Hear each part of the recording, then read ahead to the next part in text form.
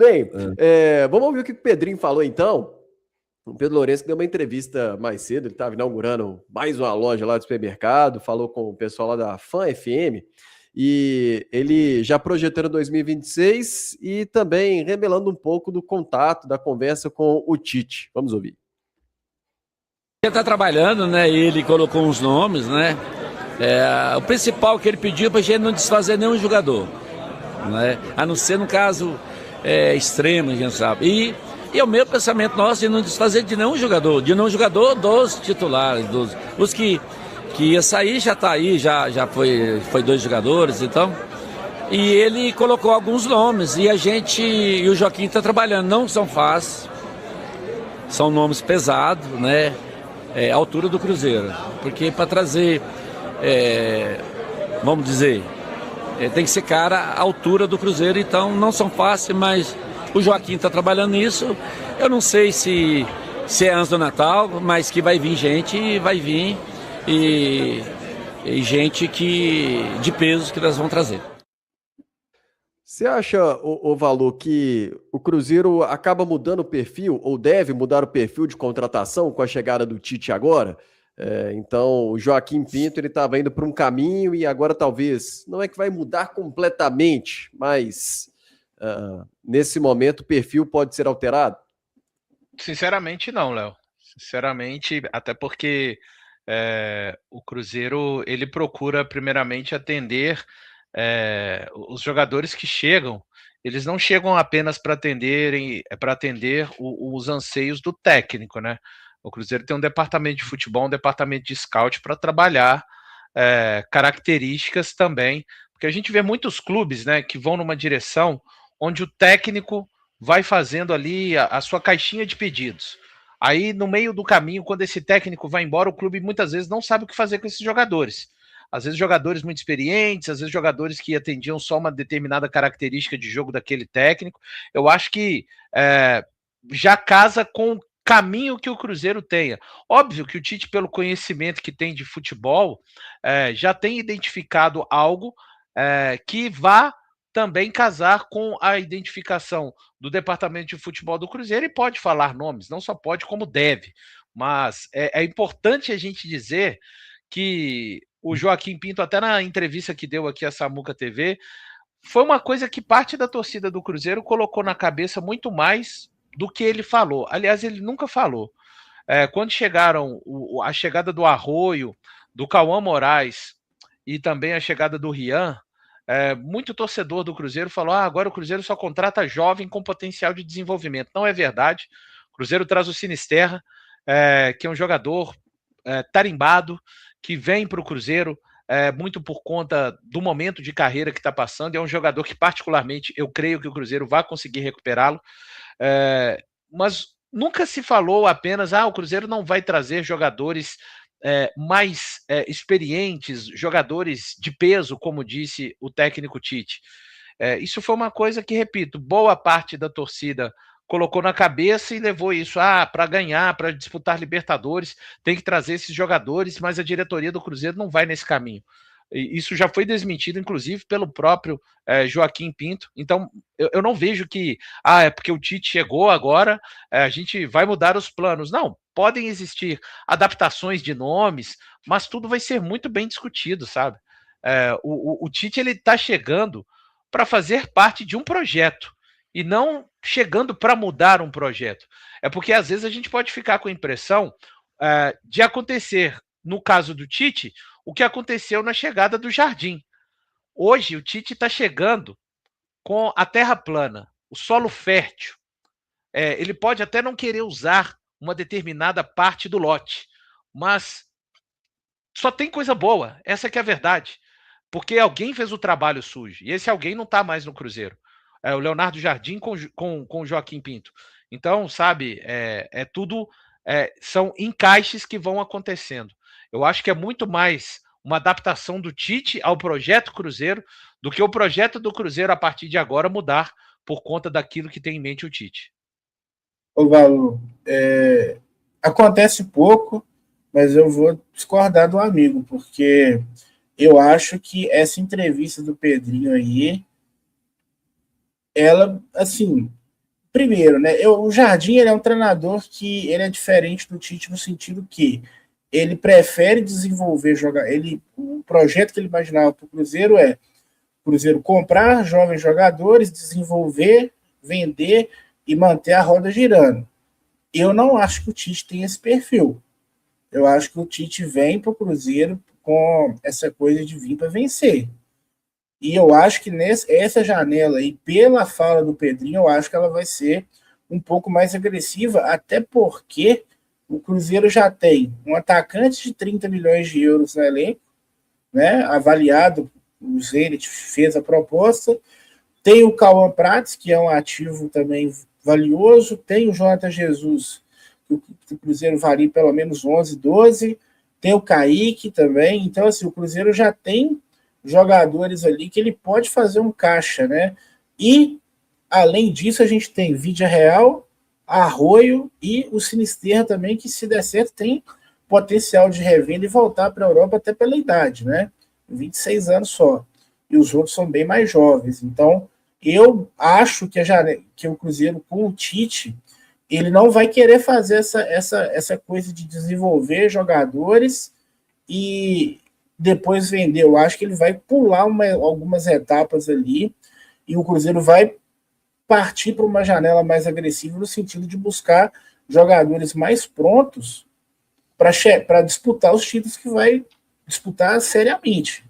Eu não acho que o Cruzeiro vai... Assim, é lógico que, em paralelo a isso, o Joaquim Pinto segue com o trabalho dele do scout, ele observando algumas oportunidades, igual foi o Cauã Moraes, o Rian Guilherme, mas eu acho que nesse primeiro momento ele quer jogadores prontos e jogadores prontos custam caro. Eu acho que tem...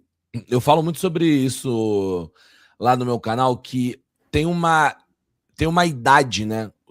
Às vezes, para alguns clubes que têm menos potencial de investimento, que nem é o caso do Cruzeiro, mas times de realmente pouco investimento, ou ele compra um moleque, ou ele pega um moleque muito novo para desenvolver, e aí estamos falando de muito novo até 21, 22 anos no máximo, ou o cara em fim de carreira, né? 33, 34 mais, 30, e acaba ficando um time meio a corda muito esticada, né? Ou o jogador é muito mais veterano, ou é um moleque que tá aprendendo o que é ser profissional ainda. E no fim, cara, para você conquistar título na Série A do Campeonato Brasileiro, no Libertadores, etc., Copa do Brasil, você precisa de jogadores que estejam ali entre os seus 25, 31 anos de idade, voando fisicamente, bem fisicamente, claro, complementando de alguma outra maneira. Eu falo isso, cara, se você pega o Flamengo dessa temporada, você tem um Rossi com quase 30 anos de idade, Léo Pereira, Léo Ortiz, nenhum jogador veterano, né? Varela, Léo Pereira, Léo Ortiz. Rossi, Varela, Léo Pereira e Ortiz. Aí você tem um veterano, que é o Alexandro, outro veterano, que é o Jorginho, um outro cara dentro desse cenário que eu falei, que é o Pulgar. Aí você vai ter o Arrascaeta, que também tá dentro desse cenário ainda, 31. Aí você vai ter outros jogadores, Samulino, Everton Cebolinha, Luiz Araújo, Plata e o Pedro. Então são todos jogadores que estão mais ou menos nesse rol, vivendo o seu auge físico, a sua capacidade de ganhar jogos, de maneira geral. Então, cara, eu acho que o Cruzeiro, e jogador caro, né? O Cruzeiro foi lá pegar o Fabrício Bruno, 7 milhões de euros no Flamengo, e a gente viu como ficou barato, né? No final das contas, depois da temporada do Fabrício, o cara foi parar na seleção, pode ser que vá para a Copa. Ficou barato. O Fabrício Bruno, a cada jogo que passava, ficava mais barato no Cruzeiro. Então, eu acho que assim, para ganhar, você precisa de jogadores nessa condição, e eu acho que para ganhar, principalmente se o Felipe Luiz ficar no Flamengo, para ganhar de Flamengo e Palmeiras, hoje, o Beckler fala isso sempre, e eu concordo demais com ele, você precisa dar umas porradas de mercado. Você precisa trazer um nome que bote na mesa, que chancele o tamanho da competitividade que você tá agora. E aí, cara, vai ser... Aí a gente vai passar aqui falando vários nomes, né? Mas eu vejo muito torcedor do Cruzeiro recentemente falando sobre o Gerson, né? Repatriar o Gerson. São caras que você tem que olhar pra mesa e falar, cara, botar na mesa pra ganhar. O Botafogo botou Luiz Henrique Almada. Na mesa foi lá, ganhou, papou brasileiro, papou Libertadores. cada vez mais isso é necessário. E o Cruzeiro tem poder de investimento. É claro que tem que ser saudável, não dá para ser fora da curva. Ah, mas o Pedrinho é bilionário. Tá, mas a operação Cruzeiro precisa ser saudável, precisa ser controlada, mas tem poder de investimento para botar na mesa, para trazer um grande cara, dois grandes caras para poder ter uma competitividade melhor.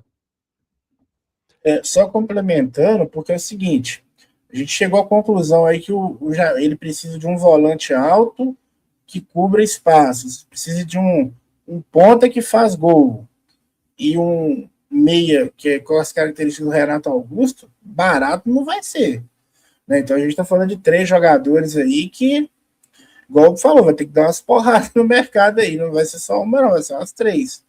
E assim, fazer esse investimento em jogadores que ainda tem um potencial de revenda, igual, por exemplo, o Fabrício Bruno é um cara de 29 anos. Né? Você tem a possibilidade de um retorno técnico e financeiro. Lógico que o Cruzeiro não vai vender o Fabrício Bruno, né? Mas, assim, igual eu falo, Sinisterra, 26 anos, jogadores nessa faixa, 27, 28 anos, você ainda tem a possibilidade de garantir uma última vinda, né? Então, o caminho é esse. Sinceramente, eu ficaria muito surpreso se fosse com o Jardim, eu acho que aí sim, o Cruzeiro ia continuar comprando seus jogadores de 5, 6 milhões de euros ali, em jogadores mais desconhecidos, como era o Arroio, e seguindo, porque o Jardim ele pensava mais no longo prazo, né? Com o Tite, eu acho que eles vão cortar no mínimo aí pela metade esse tempo aí de brigar pelo título. E assim, o Cruzeiro precisou, com o time que tem, brigou no Brasileiro, até, né, das últimas 3 rodadas. Chegou numa semifinal de Copa do Brasil, né? Acaba que, se você se colocar realmente como candidato a título, o time se paga, né? As premiações. Por exemplo, você ganha uma Libertadores, você está garantido no Mundial, no Super Mundial de 2029. Pô, ali é 40, 50 milhões de euros só para participar. Então, tem que ser, cara. Vai ter que fazer um investimento agora mais pesado para colher depois. O futebol brasileiro tá muito caro. Tá muito caro, assim. E é isso. Você falou, né? O Baú falou. Fluminense ganhou. Olha a quantidade de dinheiro que o Fluminense ganhou no Mundial, cara. O Fluminense foi lá e se fortaleceu muito, enfim. Tem que gastar, cara. Pra ganhar, tem que gastar. Pra competir, tem até o meme do Casemiro falando, né? Tem que botar ficha. Tem que botar... O Pedrinho tem que botar ficha. É isso. Hoje em dia é o que é mesmo.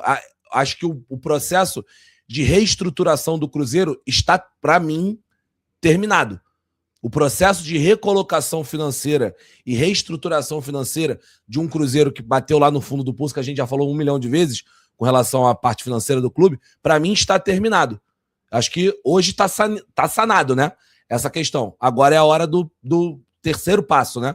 Que é o passo de voltar às grandes conquistas, e no futebol brasileiro isso tá custando cada dia mais caro, mano. E assim, o limite... O Cruzeiro tem muitas dívidas e... Pode falar, Baú. Não, é porque era justamente sobre isso que eu ia falar. Eu acho que se a partir do momento que não atrapalhar os aportes ali que estão programados para pagar a recuperação judicial, para equacionar a dívida do Cruzeiro, aí o céu é o limite de acordo com o tanto que o Pedrinho quer gastar. Que aí é o extra, né? Desde que o Cruzeiro não deixe de pagar as parcelas da recuperação judicial, cara, o que o Pedrinho quiser gastar é da vontade dele, né? Só lembrando que além da RJ, o Cruzeiro tem uma dívida milionária com a União, né? O Cruzeiro foi expulso do Profut por conta de não comparecer com os pagamentos. E o Cruzeiro esteve próximo, quando o Ronaldo assume ainda a SAF, o Sérgio Santos Rodrigues estava em atraso a última parcela que iria significar falência do Cruzeiro. O Ronaldo assumiu isso também, trouxe isso para dentro do pacote da SAF. Então, assim, o Cruzeiro ainda tem muito o que pagar, não quer dizer que está proibido de investir. Eu só penso assim, não tem problema fazer investimentos mais importantes em jogadores, mas eu só não acho que o Cruzeiro deva se desviar do caminho de continuar investindo muito na categoria de base, porque o Cruzeiro times que às vezes tentam em um ano acompanhar o fôlego, entre aspas, nos gastos financeiros de Flamengo e de Palmeiras, se dão mal. Podem até bater campeão, mas se dão mal depois, se não tiverem um plano. O que eu não quero só é que o Cruzeiro não largue o plano atual de futebol que ele tem hoje em dia. Não tem problema. Sei lá, trazer 3, 4 jogadores pontuais, muito fortes. Para subir o nível do Cruzeiro, de fato, eu concordo com os amigos completamente. O que eu só espero que não aconteça, e hoje com o Joaquim Pinto no departamento de futebol, eu tenho essa convicção de que isso não acontece, você vai lá um ano, acelera, não igual, é impossível acelerar igual o Flamengo e Palmeiras nos investimentos, mas você dá aquela, né? A gente tem um exemplo aqui, em Belo Horizonte, em 21, foi lá, acelerou, em 21, conquistou quase tudo que podia conquistar, mas não tinha planejamento de futebol nenhum. Não é o caso do Cruzeiro. O Cruzeiro hoje tem. Eu só acho que não dá assim, você pegar esse planejamento de futebol em um ano, vamos bater campeão esse ano, depois a gente vê. Você não pode. Foi muito difícil o Cruzeiro chegar no estágio que tá. Eu quero ser campeão. Não precisa de ninguém no chat, nenhum cruzeirense falar assim, o Valu não quer ser campeão. Meu amigo, provavelmente quando boa parte de vocês nem era nascido, eu já estava comemorando o título do Cruzeiro. O que eu não quero é só que seja rasgado o projeto de futebol que tem, em detrimento de vamos ser campeão e pronto. Não, isso já levou o Cruzeiro para lugares muito difíceis. Só para fechar, Léo, eu tenho a sensação que e aí eu posso trazer para o meu lado, que é o lado do Flamengo, né? É tipo o Flamengo de 17 ali, que era o Flamengo que estava na hora de investir, de explodir ou não. E aí o que acontece? É um Flamengo que frustrou, perdeu a própria Copa do Brasil pro Cruzeiro, né? Nos pênaltis no Mineirão. E aí o que fez o Flamengo... Porque muito se fala da recuperação do Flamengo e eu acho às vezes até vazio algumas análises que eu vejo sobre o Flamengo roeu o osso para conseguir dar a volta por cima. Mas aonde que tá o ponto da virada do investimento do Flamengo? Virou uma loucura. O ponto da virada está nas vendas de Léo Duarte, Lucas Paquetá, Vinícius Júnior e Renier. O Flamengo fez, somando isso aqui, 140 milhões de euros. E é aqui que muda o patamar para o time montado em 2019 e dali para diante outras vendas. Então, quando o Valu fala de base, ele está corretíssimo.